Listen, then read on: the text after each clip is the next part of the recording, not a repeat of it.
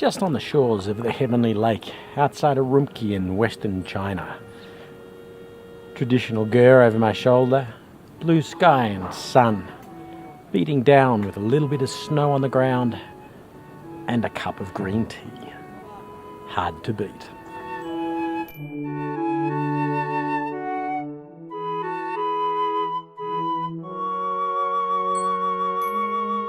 We're at the east gate of Jiaohe, which was an ancient city in China. In fact, founded in around about the 4th to 6th century BC, lasting until 1275, and was for a period of time a capital of one of the 36 kingdoms of China. It's protected as a World Heritage Site because they say it's one of the finest examples of a mud brick built city in the world, and the only one that had no city walls. The reason it had no city walls is because it's protected by 30-metre or higher cliffs around the entire circumference of the city. It sits on an island between a couple of rivers. And it lasted for around about 1600 years until the Mongols came in and sacked the place. In between the time, it was one of the vital stops along the Great Silk Road. If you were coming from the west, you'd cross the border into China, and this would be one of the first cities you'd see before you headed to Kashgar or Xi'an. And if you were Chinese going the other way, this was the last one of the homeland cities you'd see before you'd hit the wild steeps and confronted, I don't know, Mongolians, Huns, Uyghurs. You could cross the Karakoram Desert and hit Lake Izikul in modern-day Kyrgyzstan and go for a swim and to refresh yourself. For the last couple of 1,000 kilometres, you and your camels would wander down to Persia or the Red Sea to start your trading. Think about this. For nearly 1,500 years, this was the capital city of a kingdom. And think about the thousands of people that used to live here, work here, happiness here, sadness here. And I love to come into places like this and look at the old ruins and imagine what it would have been like way back then when people lived here. And how much we now just come through and kick the dust and wonder what it was like, or just look at some old mud walls and think. And imagine in 1,000 years from now, if our societies collapsed and our cities collapsed. Imagine what the future tourists will be doing when they look at the ruins of Wall Street or Big Ben and wondering what those old cities were when they're covered in dust. Welcome to the Flaming Mountains outside Turpan in western China. It's called the Flaming Mountains because the summer heat here can be unbearable. They say the surface temperature can get up to 80 degrees Celsius. And imagine what that would have been like, just you and your camel full of goods walking through this area and the heat coming through the bottom of your sandals and the dust in your lungs. It's enough to make you want to climb down this cliff face to take a dip in the river. That's what life in the Silk Road in China would have been like. And as you entered China, coming from the west towards east, you would have been reaching your goal in Xi'an in central China. And as you're coming west out of China, you're just at the very beginning of your travels.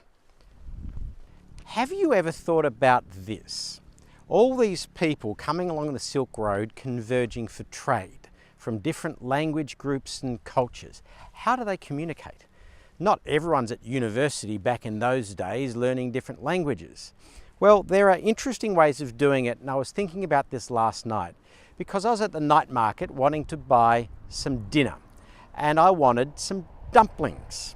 And I looked at the dumplings at this dumpling seller, and she looked back at me. She couldn't speak English. I couldn't speak Uyghur or Chinese. So I looked at her and I said, "These dumplings, are they chicken?" And she said, "Nope, they're beef." We found a way of communicating. It's the agnostic power of trade. When people have an incentive, they'll find a way of coming together. Dotted throughout each of these cliffs are many caves nicknamed the 1,000 Buddha Caves because there are thousands of Buddhas inside them, or more accurately I should say, were. This part of the Silk Road was a heart of Buddhist belief, and many of these caves were monasteries. When Islam came, many of the frescoes were defaced by chiseling out the face of the Buddha. But that wasn't the worst of it.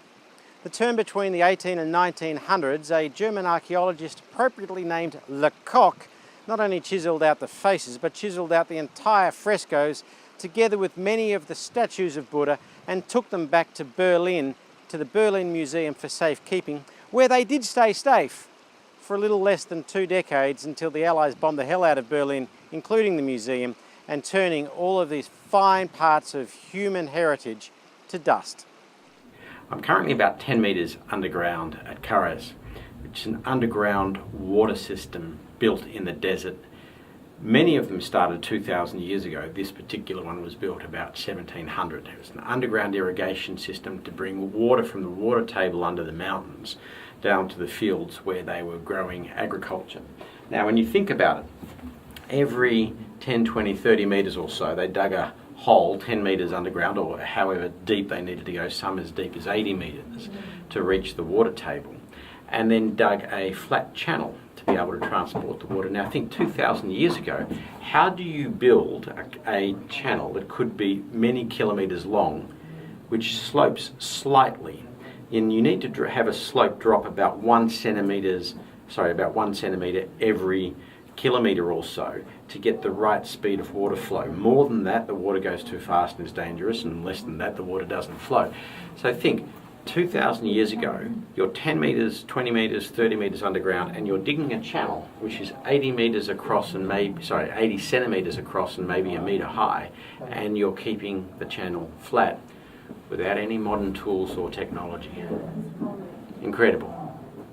As you can understand, at the underground water system you would find a lot of Chinese trinkets and souvenirs, including the Chinese kangaroo. G'day mate. We're about 3 hours drive from Urumqi in a town called Turpan, which is the second lowest part in the world, second only to the Dead Sea. A lot of this area is below sea level, and it reaches from minus about 30 to plus about 50. So if you in Australia think we have a harsh climate, you should come here. I am outside the Imin Minaret, built in 1777 while the Americans were busy kicking the British out of the United States. Imin was the local Islamic ruler here. He'd pledged his allegiance to the Qing dynasty as part of China, and he was a leader of the Uyghur people. The Uyghur people live in this western part of China, stretching from Urumqi down to Kashgar, a name that echoes through the history of the Silk Road, and they're Islamic.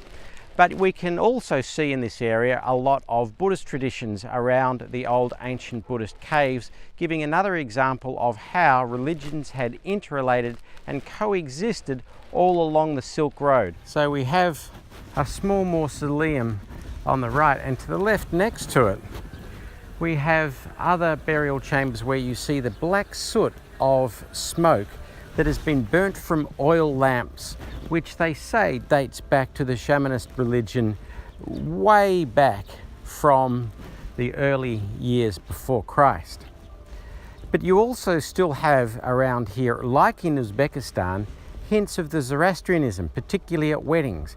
In Uzbekistan, the married couple would walk 3 times around a fire, believing it would bring them luck. And they do something similar in Uyghur weddings here as well. But while we're talking about the Uyghurs, let's talk about one aspect of culture that's very important, which is language. The alphabet that the Uyghur language uses is very similar to the Arabic alphabet, and the Chinese government has insisted in the provincial government here that all signs need to be both in the Chinese script but in the Uyghur script, and the Uyghur script must be above the Chinese script.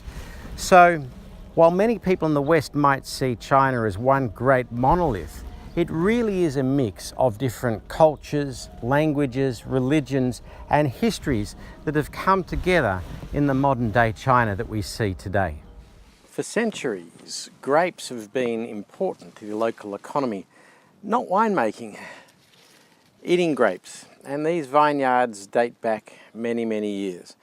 And the villages here haven't changed that much, honestly, over the last, well, few centuries. Some clay bricks are giving away to baked bricks. But otherwise, this is one of the parts of China that hasn't changed too much yet. And now here's something to think about the next time you bunch down or munch down on your spaghetti. Just down the road from here is an old cave in which they found 2,500-year-old noodles, made very much like these ones are being made now. Some say that Turpan is the home of noodles, and some also say that Marco Polo brought spaghetti to Italy. Maybe this is where the spaghetti bolognese started from.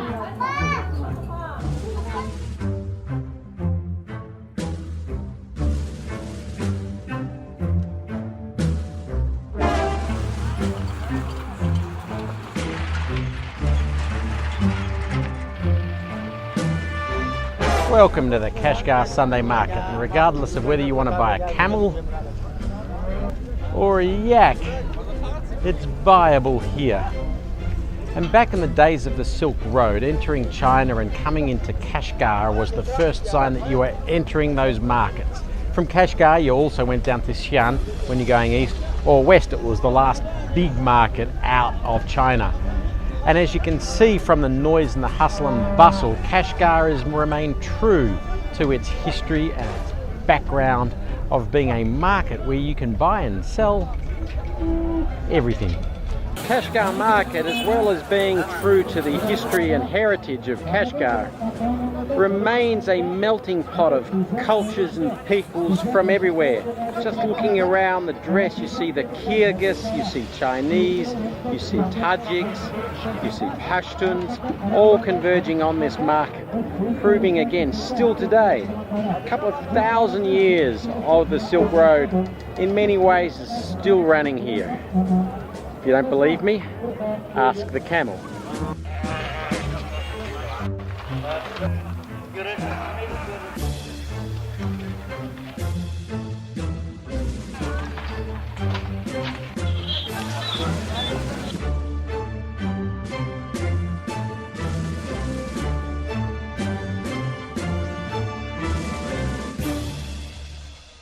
So the story goes, Marco Polo turns up here sometime around about 1200 and something or other and saw a round circular dish with some meat and vegetables and things on it.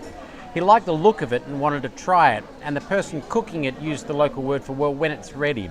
And the local word for when it's ready is pizza. He liked it so much he took it back to Italy and told people, you need to wait for your pizza. So maybe, just like spaghetti, pizza came from Western China. But don't tell the Italians. We're about to start heading down the Karakoram Highway. Goes from Kashgar to Islamabad, up through there to the Kunjarab Pass. It's a beautiful blue lake. Sand dunes on the other shore. It'll be a great place to stop and swim, if not for one problem. We're at about 3,300 meters and we're below 10 degrees Celsius. And this magnificent landscape here reminds me of another thing about the Great Silk Road. We are now on what's modern day Karakoram Highway, going from Kashgar down towards Islamabad or vice versa, which would then link up with the road that went over the Khyber Pass into Afghanistan. You had to, in the old days, back in the Silk Road, pack for so many different climates. For altitude, for sub-zero, for snow, for desert, for 40 degrees, and all of that had to come with you on the back of your camel. I loved the Karakoram Highway, overseen by these great mountains, majestic, stretching thousands of meters high, 5, 6, 7,000 meters. I feel like I'm coming home, not because it's like Australia, but because it's like Pakistan. And the time I spent there. And this dusty road is the Karakoram Highway, soon to be replaced by a modern, brand new bitumen road. So trade can continue and expand up the modern new Silk Road. And this southwestern region of China remains at the cutting edge of some of the technological issues for the new Silk Road as well as the old Silk Road. The juxtaposition of these solar panels underneath this mountain range tells a good story. Economic development takes a lot of energy, And few countries understand this in the way China does. And while many in the West might think of China as the world's biggest polluter, they're not the world's biggest polluter per head of population. That honour remains with Australia. And China is investing more in solar technology as a proportion of their economy than Australia is. They're investing more in wind as a proportion of their economy than Australia is. A few years ago, China started to de-grid some of their basic infrastructure, like streetlights. And many of them now have their own solar panel and their own windmill, generating all the electricity that's needed to fire the streetlights with small batteries held underground. Underground because batteries don't work well in cold weather, and this gets to -30. So China is investing heavily in cold weather battery technology as well. And when you see this going up all throughout China, you wonder why Australia doesn't de-grid a lot of their basic infrastructure. LED streetlights can well and truly run on freestanding power, either by wind or by solar. And indeed, just a few weeks ago, both China and the United States were criticising Australia's greenhouse policy and its inability to meet the Paris targets. We emit more greenhouse gases per head of population than everybody else, and we are now lagging behind China in environmental standards. Think about that. More than any other country, China understands the fine balance between energy usage and economic development, and then as a middle class grows, the desire of the middle class to have clean air and clean nature. And it is one of the ongoing challenges for China to ensure that economic progress and environmental progress go hand in hand. And it's a fine balance for them to transition away from fossil fuels and into renewable energy whilst not upsetting the economic growth strategy that they have. Whether they can achieve this fine balance is a critical issue for the entire globe. It's bloody windy outside, so I'm huddled inside the old kitchen area of this caravanserai, which is at least 600 years old. And they built the caravanserais near the rivers, so you didn't have to cart water, but also walking along the river's edges through mountains saved you going up and down too much. And this old caravanserai is on the Karakoram Highway, about 2-3 hours drive or about 4 or 5 days walk outside of Kashgar. And if you want to know what a caravanserai is, think about it as an old Silk Road version of a motel. And this was once a motel room. Next to this caravanserai is a summer village for the local Tajik people. And the Tajik people here in China are still semi-nomadic, so they have a summer village and a winter village. And they've just left the summer one as we're about to huddle into winter as the cold wind and the ice-capped mountains outside tell us. But the other thing this Tajik village shows is the blend of old and new, the old traditions with the new solar panels and the recycling of some car windows into the windows of their huts. And it is this juxtaposition between old and new that perhaps can introduce us to the last part, or the last story, of our journey to Western China. Behind me is the ancient stone city of Tashkagol. Tashkagol was founded 2,200 years ago and was the capital of one of the ancient 36 kingdoms. It is ethnically Tajik, which is no surprise given that we are a mere stone's throw from the modern-day Tajikistan border just over there, the Afghan border just there, and the Pakistan border just down there. You can also imagine by its geography that through most of its history this was an incredibly important town on the ancient Silk Road. It was the last town leaving China and the first town entering China. But nowadays, as the Silk Road has gone, you might think that Tashkagol is a backwater, and at the moment it kind of is. It's in the region a population of about 500,000 people, which in Australian terms would be a village of about 4. But that's not to say the future for Tashkagol looks bleak. In fact, quite the opposite. The government of China has a one bridge, one road policy. It is one new sea road linking new and vital markets in a new seaborne Silk Road, including India and Pakistan, Southeast Asia, and in fact many of the countries that have signed up to the new Asian Infrastructure Investment Bank. Unfortunately, Australia hasn't yet signed up to the One Bridge, One Road policy, which might be problematic for future generations and leave Australia more of a backwater than Tashkagol.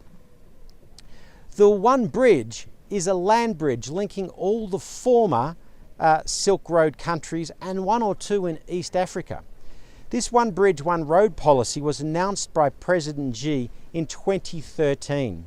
And so far they are planning multi-trillion, not multi-billion, multi-trillion dollar infrastructure investments shared by the One Bridge, One Road countries.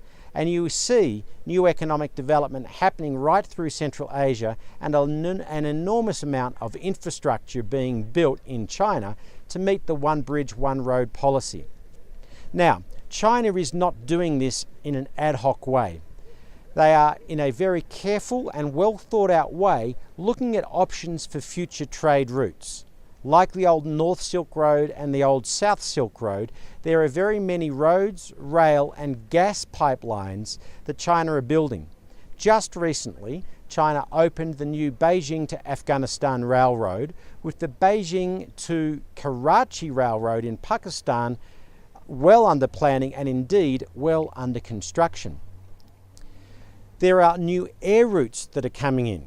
New cargo routes have just opened up from Islamabad to Kashgar, for example. And what, under President Xi's leadership, the Chinese government want to do is not just control all the sea routes, but all the road, rail and gas pipelines for most of the most important future trade. So next time you read in the newspapers something about China's policy in the South China Sea, think about that, and think about also the amazing geography that all the new Silk Road will go through, matching the amazing geography that the old Silk Road went through. So maybe I can conclude my video to China with that thought about the future.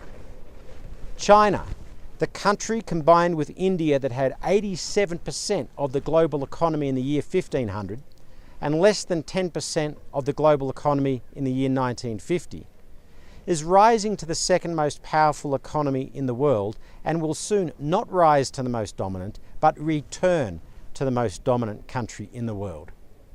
And if you can't see the writing on the wall and plan for the future education of your children and position your country in a place which will be accepted as a trade and political partner for the new rising dominance, then you'll condemn your future to that. Or you can take the opportunity to be one of the critical countries in the new Silk Road.